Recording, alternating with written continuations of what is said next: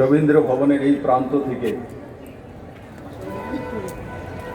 আমি যতটা দেখছি শেষ প্রান্ত পর্যন্ত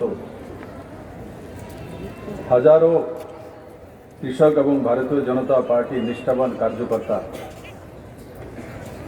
আমার ডান দিকে বাঁ দিকে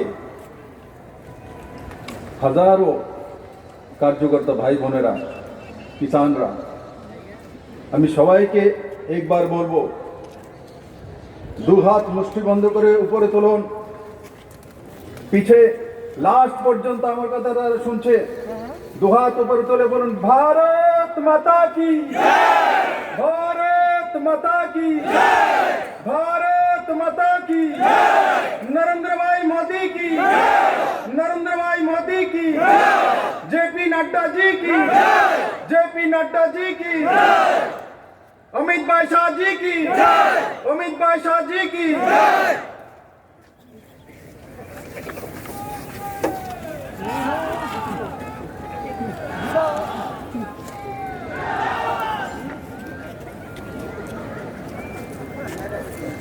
যতনা খুরুমকা সবাইকে নমস্কার। আজকের এই কৃষক র্যালিতে মঞ্চে উপস্থিত এই রাজ্যের ভারতীয় জনতা পার্টির প্রদেশ সভাপতি এবং আজকের সভার সভাপতি ডক্টর মানিক শাহ মহোদয়, ত্রিপুরা সরকারের আদরণীয় উপমুখ্যমন্ত্রী এবং লোকপ্রিয় জনজাতি নেতা আদরণীয় জিষ্ণুদেব বর্মা মহোদয়, মঞ্চে উপস্থিত ভারতীয় জনতা পার্টির সমস্ত সহসভাপতিগণ, মন্ত্রীদ্বয় শ্রী প্রণোদ সিংহ মহোদয় এবং মনোজকান্তি দেব মহোদয়, সাধারণ সম্পাদক টিঙ্কু রায়, সাধারণ সম্পাদিকা পাপিয়া দত্ত মহোদয়া, এখানে উপস্থিত ভারতীয় জনতা পার্টির প্রাক্তন অধ্যক্ষদ্বয়, উপস্থিত সমস্ত আমার লোকপ্রিয় এমএলএগণ, উপস্থিত ভারতীয় জনতা পার্টির সমস্ত চেয়ারম্যানগণ, উপস্থিত ভারতীয় জনতা পার্টির নির্বাচিত সদস্যগণ, ভারতীয় জনতা পার্টির পৃষ্ঠা প্রমুখ থেকে নিয়ে কিষাণ মোর্চার অধ্যক্ষ সহ সমস্ত ভারতীয় জনতা পার্টি এবং আজকের এই র্যালিতে উপস্থিত আমার কিষাণ বন্ধুরা, আর এখানে বড় মাত্রায় উপস্থিত আমার প্রিয় মিডিয়ার বন্ধুরা,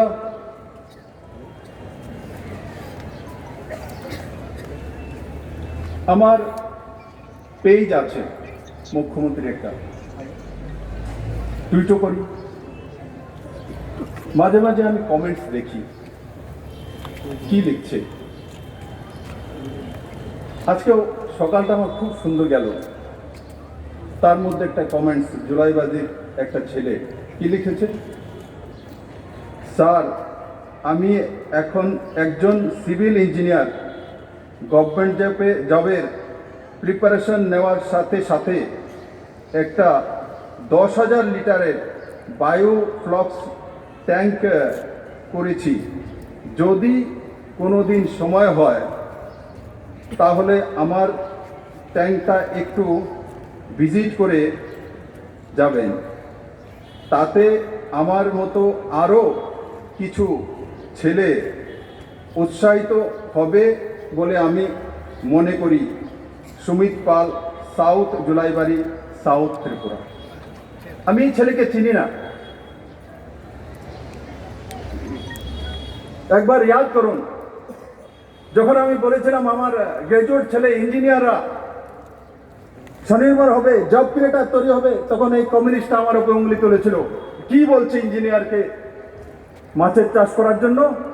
আজকে আমার ত্রিপুরার নজওয়ান ইঞ্জিনিয়ার ছেলে বলছে আমি বায়োফ্লক্স করছি 10,000 লিটারের। মুখ্যমন্ত্রীজি আপনি আসুন, দেখুন আমি ইঞ্জিনিয়ার, আমি তার জন্য প্রচেষ্টা করছি চাকরির জন্য, কিন্তু আমি বায়োফ্লক্স করে 10,000 লিটারের সেটা তৈরি করছি। আপনি একবার দেখুন, দেখলে পুরো ত্রিপুরার যে নজওয়ান ছেলেমেয়েরা আছে তারাও উৎসাহিত হবে। আজকে ত্রিপুরা সেই দিশাতে চলছে। আজকে ত্রিপুরা সেই দিশাতে। আমার কমিউনিস্ট বন্ধুদেরকে আমি এই ময়দান থেকে জাগরণের জন্য বলবো, বন্ধু, পরিবর্তন হয়ে গেছে। 25 বছর লাগাতার সরকার, তার আগে 10 বছর টানা সরকার, 35 বছর আপনারা অনেক ক্যাডার বানিয়েছিলেন, ত্রিপুরাকে বিনাশ করার চেষ্টা করেছিলেন, নজওয়ানদেরকে লাইনে ঘোরাচ্ছিলেন। কিন্তু আজকে নজওয়ান বায়োফ্লক্সে চলে যাচ্ছে, কিষান খেতে চলে যাচ্ছে। আজকে মুখ্যমন্ত্রীকে চাকরির জন্য নিবেদন করেন না, মুখ্যমন্ত্রীকে বলছেন আমি স্বনির্ভর হয়ে গেছি, চাকরির তৈরি করছি, কিন্তু বায়োফ্লক্স তৈরি করেছি। ইঞ্জিনিয়ার ছেলে মাছের ব্যবসা করছে। এটা নতুন ত্রিপুরা, এটা কমিউনিস্টের ত্রিপুরা না, এটা নরেন্দ্র ভাই মোদীর ত্রিপুরা। বন্ধুরা, আজকে ত্রিপুরা সেই দিশাতে চলছে। কিন্তু রাজনীতির নামে পেট পালনের ব্যবসা যাদের ছিল, এখনো তাদের ক্যাডার গুলো রয়ে গেছে। কৃষক সেজে এরাই চলে আসে। আমরা কৃষক, জীবনে তো খেতে দেখিনি এদেরকে। খ্যাত মজুরের স্লোগান পুরো দুনিয়াতে যদি কেউ দিয়েছে তো কমিউনিস্টরা দিয়েছে। খ্যাত মজুরের জন্য কি করেছে 25 বছরের টানা সরকার? কি করেছে সরকার 25 বছরের টানা সরকার? এগ্রিকালচার গ্রোথ কত ছিল ত্রিপুরাতে? 6.4%। 2.5 বছরের সরকার, এখন এগ্রিকালচার গ্রোথ কত? 13.5%। ডাবলের থেকে বেশি হয়েছে ভারতীয় জনতা পার্টি আর আইপিএফটি সরকার। আজকে কৃষক খেতে যাওয়া শিখেছে। আগে কৃষকদেরকে বিভ্রান্ত করে যে রাস্তায় যদি হাঁটো, যদি আন্দোলন করো তাহলে ফসল বাড়বে, আন্দোলন করলে ফসল বাড়ে, খেতে গেলে ফসল বাড়বে। আরে আমি গ্রামের ছেলে, আমি যেই বাড়িতে থাকতাম সেই বাড়িতে মালিক যে দাদু, ওনাদের জমিন ছিল প্রচুর। উনি সকালবেলা উঠে ভোরবেলায় ক্ষেতের লাইলে লাইলে ঘুরতেন। আমি একদিন ওনাকে জিজ্ঞাসা করি, দাদু আপনি সকালে উঠে ক্ষেতের লাইলে ক্লিয়ার করেন? বলে জমিটির দিকে তাকাইলে ধান বাড়বো। আমরা সেই দেশের মানুষ। আসলে কি, জমির লাইনে লাইনে যখন ঘুরছে, তখন যদি কেউ লাইন কেটে দিয়েছে, জল চলে যাচ্ছে, বা কোনো জায়গায় ছাগল লেগেছে, গরু লেগেছে, কোনো জায়গায় লোকসান হয়েছে খেতে, তার নজরে চলে আসে সকালবেলায়, তো কৃষক সেটা ঠিক করে নেয়। এটা হচ্ছে ভারতবর্ষ, এটা চীন নয় বন্ধু, এটা চীন নয়, এটা ভারতবর্ষ, গান্ধীর ভারত। সেই দিশাতে নরেন্দ্র ভাই মোদী স্বচ্ছ ভারত হোক, আর কিষান বিল হোক, আর অটল জলধারা মিশন হোক, আর জল জীবন মিশন হোক। জল জীবন, সেই জল থেকে নিয়ে কৃষক পর্যন্ত নরেন্দ্র ভাই মোদী কাজ করে চলছে। বন্ধুরা, আজকে দেশ নতুন দিশায় চলছে, নতুন দিশায় চলছে। ত্রিপুরার বাজেটের বাইরে আমাদের এমএসপি লাগু করার পর ত্রিপুরার গরিব কৃষকদের কাছে 2.5 বছরে কত টাকা এসছে? কত টাকা এসছে? 2.5 বছরে 229 কোটি টাকা গরিব কৃষকদের অ্যাকাউন্টে 6,000 টাকা করে এসছে। এখানে যদি আমি হাত তোলার জন্য বলি, তো হাজারো কৃষক হাত তুলে বলবে আমার অ্যাকাউন্টে 6,000 টাকা এসছে, কাউকে 1 পয়সা কমিশন দিতে হয়নি। নরেন্দ্র ভাই মোদী সিধা ত্রিপুরার কৃষক হোক, তামিলনাড়ুর কৃষক হোক, কিন্তু মমতা ব্যানার্জির দেশে কৃষকদের কাছে সেই 6,000 টাকা যেতে পারেনি, কারণ মমতা ব্যানার্জি কৃষকদেরকে টাকা যেতে দেবে না। সেই দিশাতে ওয়েস্ট বেঙ্গলে মমতা ব্যানার্জি কাজ করছে, যেটা উপমুখ্যমন্ত্রী মহোদয় বলছিল, সঠিক বলছিল। কিষাণ বিরোধী যদি কেউ হয় তো কমিউনিস্ট কিষাণ বিরোধী, এবং তৃণমূল এবং কংগ্রেস এরা কিষাণ বিরোধী। কৃষকের হকে যদি কোনো কাজ করে তো সে হচ্ছে নরেন্দ্র ভাই মোদী এবং ভারতীয় জনতা পার্টির জনমুখী সরকার। আজকে ত্রিপুরার সেন্টেড লেবু, এখানে বসে আছে মনোজ কান্তি দেব, আমাকে মাঝে মাঝে বলে এসে, দাদা কমলপুরে প্রচুর লেবু হয়, পুচ্চা জায়গা পুরা জায়গা, কি ব্যবস্থা হইব? আজকে কমলপুরের লেবু কোথায় যায়? দুবাইতে যায়। কত টাকা বিক্রি হয়? 2 টাকায় বিক্রি করে, 3 টাকায় বিক্রি করে এক একটা লেবু।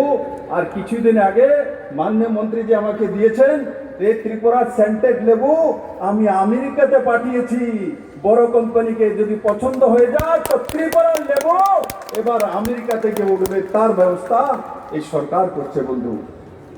আজকে কুইন পাইনাপেল, কিউ পাইনাপেল, এক আনারস থেকে 1 লিটার জুস চলে আসে।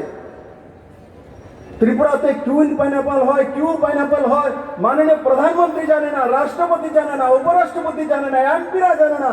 এবার যখন ত্রিপুরা সরকার এই কুইন আর কিউ পাইনাপেল সমস্ত প্রধানমন্ত্রী থেকে নিয়ে রাষ্ট্রপতিকে নিয়ে সবার ঘরে এক 4টা 5টা 10টা করে পাঠিয়ে দিলাম, তো সমস্ত রাষ্ট্রপতিরা আমার কাছে ফোন এসছে, এই पाइनएप्पल तो खूब बहुत अच्छा है विप्लव, ये बेहतरीन लगा मुझे, मैं क्या राष्ट्रपति भवन में इसको लगा सकता हूँ? तो मैंने बोला भाई साहब उस मिट्टी में होगा नहीं दिल्ली में, आप त्रिपुरा का मिट्टी जिस मिट्टी में होता है इस तरीके से उसको किसी BLW का व एग्रीकल्चरिस्ट को बुला लीजिए उस तरीके से, तब उसको ऊपर वाला जब क्वेश्चन लगाइए तो उसमें वो पाइनएप्पल हो सकती है। किंतु तब भी दिल्ली का जो वातावरण है, जो क्लाइमेट है, वो अनानास के हिसाब से नहीं है। किंतु आपका इच्छा है तो आप लगाइए। आज त्रिपुरा कुइन पाइनएप्पल राष्ट्रपति भवने स्थान পেয়েছে বন্ধু, সেই জায়গা ত্রিপুরা চলে গেছে, মাননীয় প্রধানমন্ত্রীর দরবারে চলে গেছে, গৃহমন্ত্রীর দরবারে চলে গেছে, ভারতবর্ষের প্রত্যেকটি মন্ত্রীর দরবারে চলে গেছে।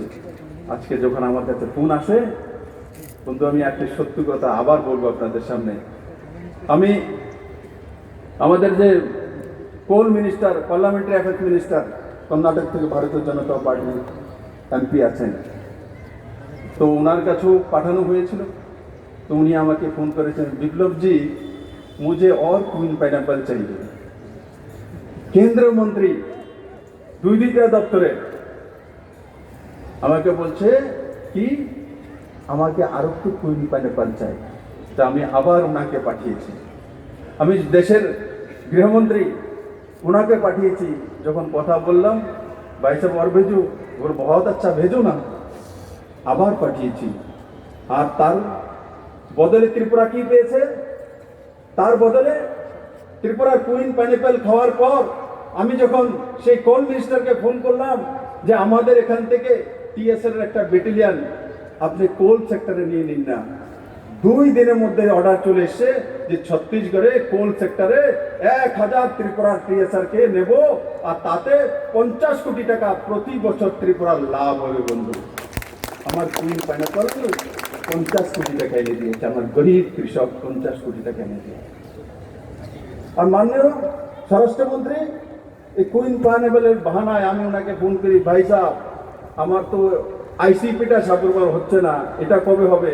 বলে मैं कल ही जाके फाइल सिग्नेचर करता हूँ, और कल के 90 কোটি টাকা স্যাংশন হয়ে আইসিপির জন্য চলে এসে তোমার কুইন পাইনএপ্পল এনে দিয়েছে, আমার কুইন পাইনএপ্পল এনে দিয়েছে। তার আদর আপ্যায়ন ফাদ পুরো দুনিয়াতে আজকে পৌঁছে গেছে।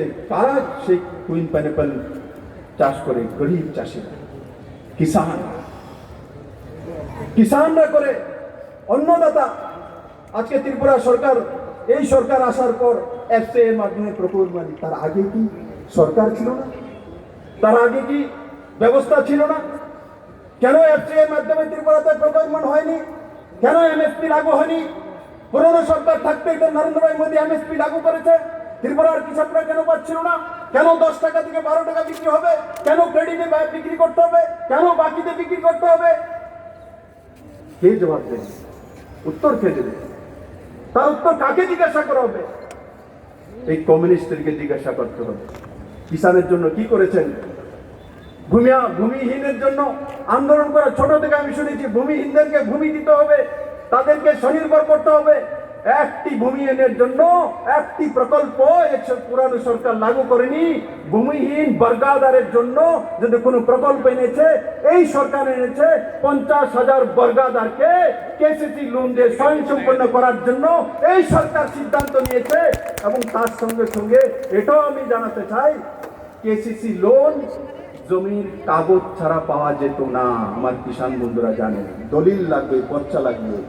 এই সরকার নাবার্ড এবং গ্রামীণ ব্যাংকের মাধ্যমে দলিল পর্চা ছাড়া ভূমিহীন বর্গাদারদের কেসিসি লোনের ব্যবস্থা করেছে, এটার নাম হচ্ছে কৃষকের হিতি সরকার।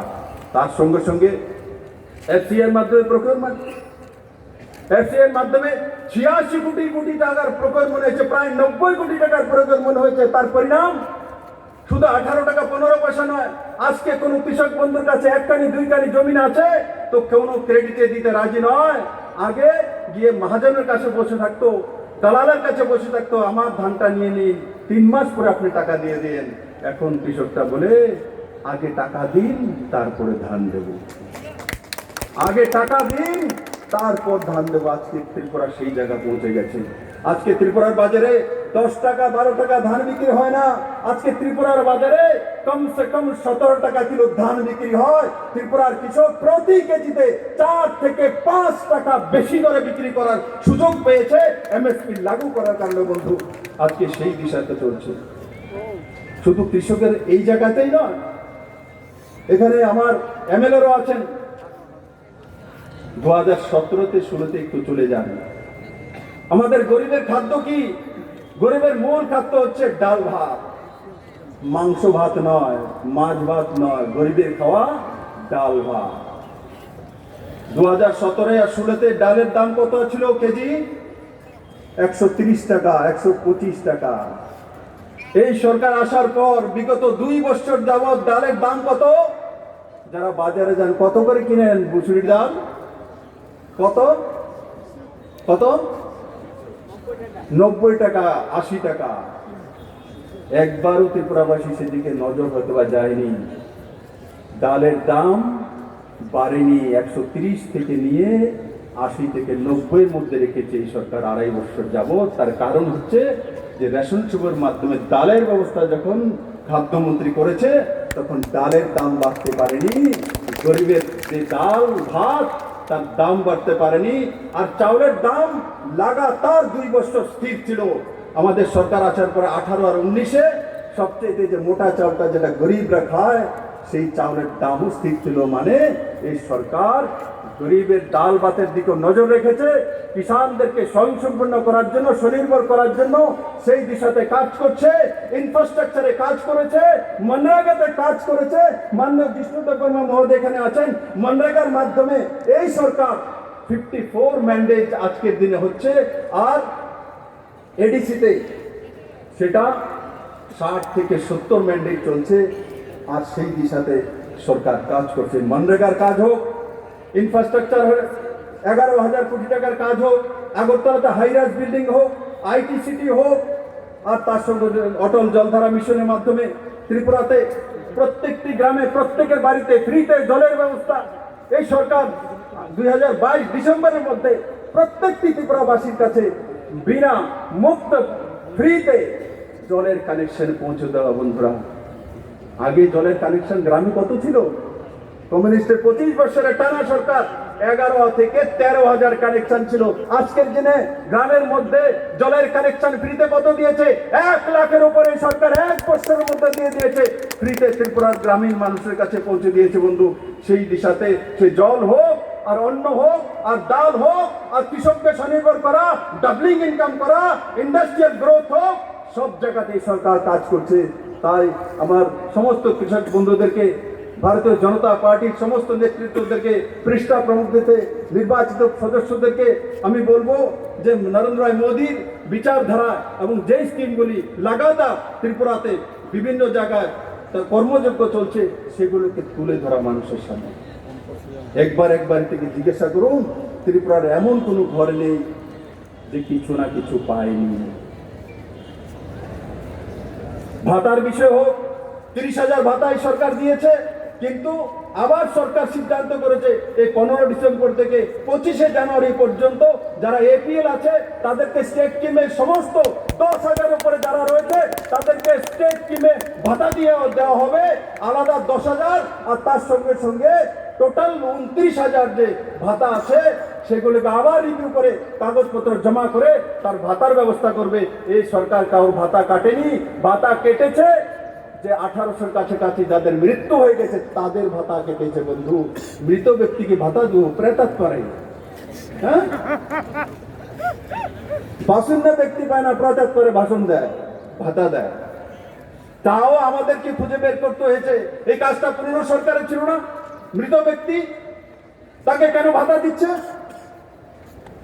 সরকারি চাকরি বাড়ির মধ্যে ঠিক আছে, হয়তো ভাতাটা আগে হয়েছিল, তারপরে বাড়িতে গভর্নমেন্ট জব হয়ে গেছে, তো ওই বাড়ি সারেন্ডার করা উচিত ছিল না? যেই বাড়িতে সরকারি চাকরি নয়, গরিব রয়েছে, 60 বছর পরিবার রয়েছে, তার অধিকার ছিল না সেই ভাতাটার? এই সরকার সেই কাজটা করেছে। এই কমিউনিস্টের দল গ্রামে গ্রামে গিয়ে এই সরকারকে বদনাম করছে যে বিপ্লবদের সবার ভাতা কেটে নিতে আছে। বিপ্লবদের ভাতা কাটছে না, তোমরার পেট কাটতে আছে। এই ক্যাডারগরি করে ত্রিপুরাতে খাওয়ার ব্যবস্থা হবে না। ত্রিপুরা যদি খেতে হয় তো স্বনির্ভর হতে হবে, কাজ করতে হবে, কাজের বিনিময়ে খাদ্য মিলবে। মিছিলের বিনিময়ে খাদ্য ত্রিপুরা তার পাওয়া যাবে না। ক্যাডারগরি করে ত্রিপুরাতে রোজগার করা যাবে না, কমিশন পাওয়া যাবে না। রোজগার করার জন্য খেতে যেতে হবে, দোকানে যেতে হবে, কর্মে যেতে হবে। সেই দিশাতে সরকার কাজ করছে।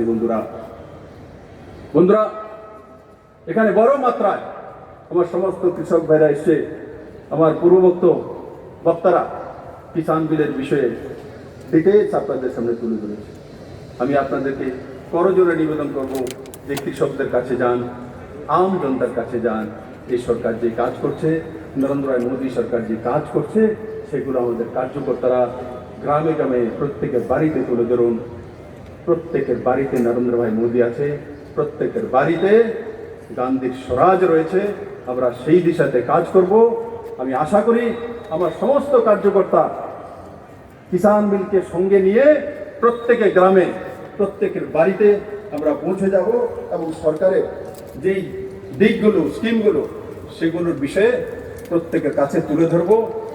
আমি আমার বক্তব্য সমাপ্ত করার আগে আবার সবাইকে বলবো, মুষ্টি বন্ধ করে হাত তুলুন, বলুন ভারত মাতা কি জয়, ভারত মাতা কি জয়, ভারত মাতা কি জয়, জয় হিন্দ, জয় হিন্দ, জয় ত্রিপুরা, জয় ত্রিপুরা, জয় ত্রিপুরা সুন্দরী, জয় ত্রিপুরা সুন্দরী মা, জয় ত্রিপুরা সুন্দরী মা। সবাইকে অনেক অনেক ধন্যবাদ।